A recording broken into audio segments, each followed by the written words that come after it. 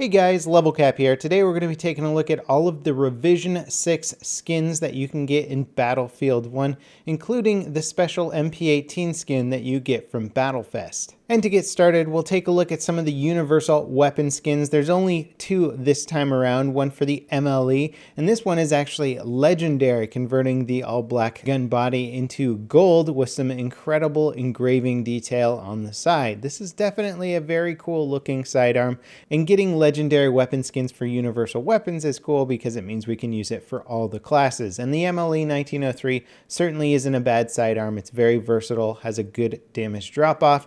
You can equip it on any class and feel pretty safe with this one. We then get another weapon skin for the P08 pistol. We've gotten many skins for this gun so far, and this one just isn't that unique compared to the other ones. In fact, it's almost indistinguishable from some of the other ones that came out. It's not a terrible looking skin by any means. It's got some cool golden engraving on the barrel, but when you compare it to, say, the Red Baron's P08, I feel like none of the skins that DICE comes out with are going to top this one. So if you happen to get the version of Battlefield that comes with this pistol skin, you're probably not going to be using any of the P08 skins that come out. Moving on to the medic skins that came out, we get another skin for the Substellator 1906, and this one is actually really cool. It's another legendary skin, converting the wood stock to a black wood with golden metal highlights. Great engraving detail, lots and lots of really cool detail. This is such a cool looking gun in-game and while you're holding it. I wish it was a better rifle, and I hope that DICE buffs it at some point so that I can use it more, because it really is one of those cool looking weapons. One potential downside of this weapon skin is that the extremely shiny golden metal it gives you could be distracting when aiming for your target. I noticed that the front post itself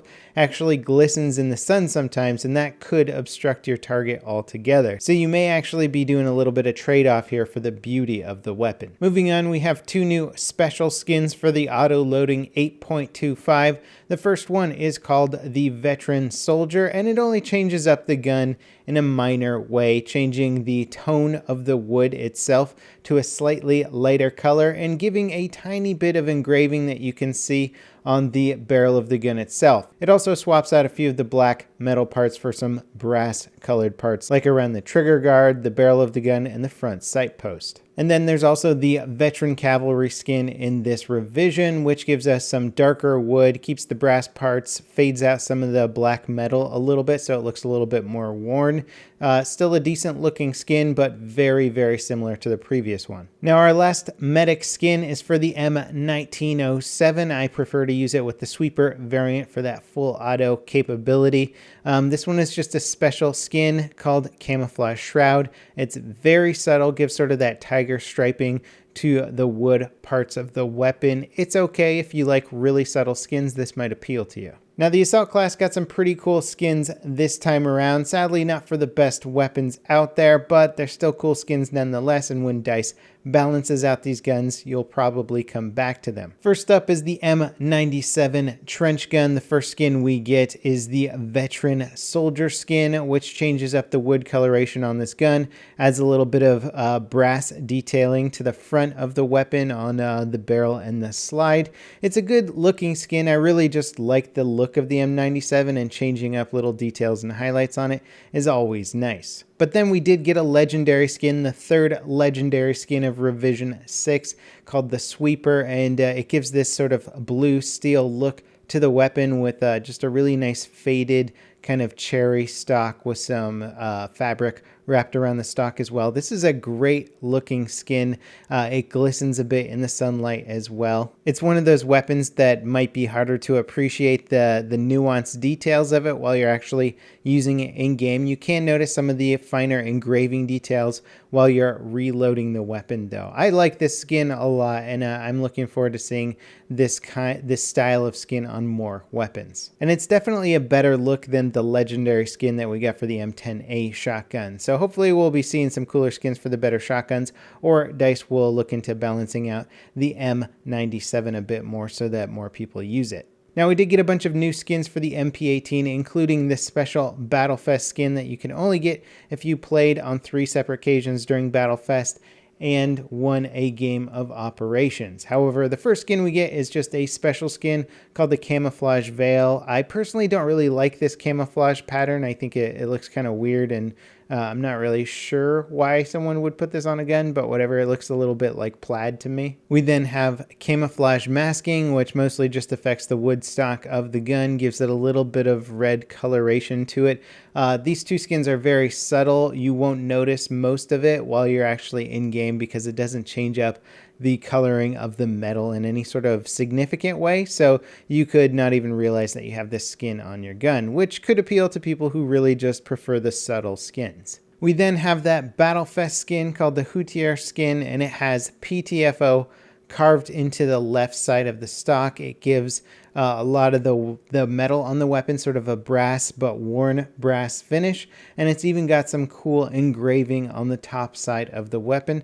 I do like this skin. It's a nice looking skin in general. I don't know how it's going to compare to some of the legendary skins that may be available for the MP18. We haven't really seen any of those yet, but this is definitely a nice placeholder or stepping stone before we get some of those cooler skins. And it of course does have the added rare factor that unless you played in Battlefest, you will not have this skin. So some people out there won't have this skin potentially ever. Then again, the Incarcerator skin for the M1911 was supposed to be exclusive to one event, and DICE came up with another event in which you could win that skin. So potentially there may be another opportunity to get this skin down the road. We then also get two distinguished skins for the Hellregal. This one also got a legendary skin at one point, but the distinguished skins themselves are actually pretty cool. This first one here gives us a bit of brass coloration to the metal of the weapon, which actually changes up the look quite a bit, significantly from first person as well. The entire drum mag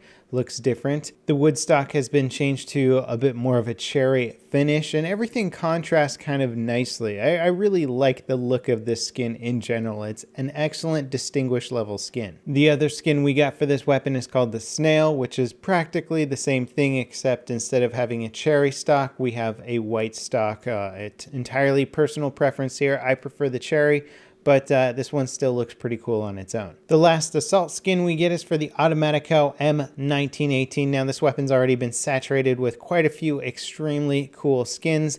The one we get is only a special level skin, and it's cool. I mean, it gives it kind of a brass color to it and lightens up the wood stock. It's not a bad look for the weapon in general, but if you've gotten any of the previous skins for the Automatico, then you probably have something cooler than this. Moving on to Scout class skins, we got three different skins here. The first one is for the Frommerstab. It's our first distinguished level skin for this handgun. It is such a tiny handgun that it's really hard to see the details when you're actually using it in game. This one is an okay looking skin, but since most of the weapon body is metal, camouflage style patterns don't really show up that well. We then get two nice distinguished level skins. The first one is for the M1903 Sniper. So if you want to do some long range sniping, the skin is for you. It basically adds a brass coloration to the weapon and gives it a really nice wood finish that has worn in parts and some engraving as well. Overall, I think it's a really nice looking skin for this weapon.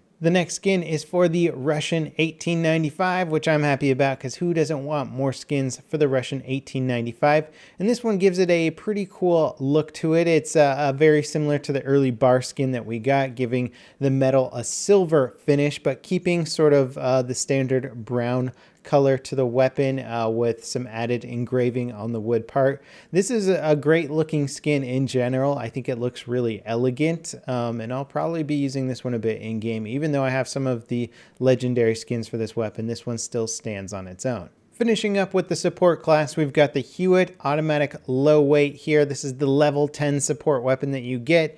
It's not particularly great, so if you haven't gotten it yet, you're not really missing out. But the skin we get for it in Revision 6 is called the Crucifier, and it adds a lot of brass coloration to the weapon, the entire barrel of the gun itself, some engraving on the back. The drum magazine has got its own brass coloration, and then we've got a white stock to the gun. It definitely changes up the look, and it's not a bad skin. Then we get another distinguished level skin for the bar M1918. This one gives it a white and silver finish. Again, I really like this skin.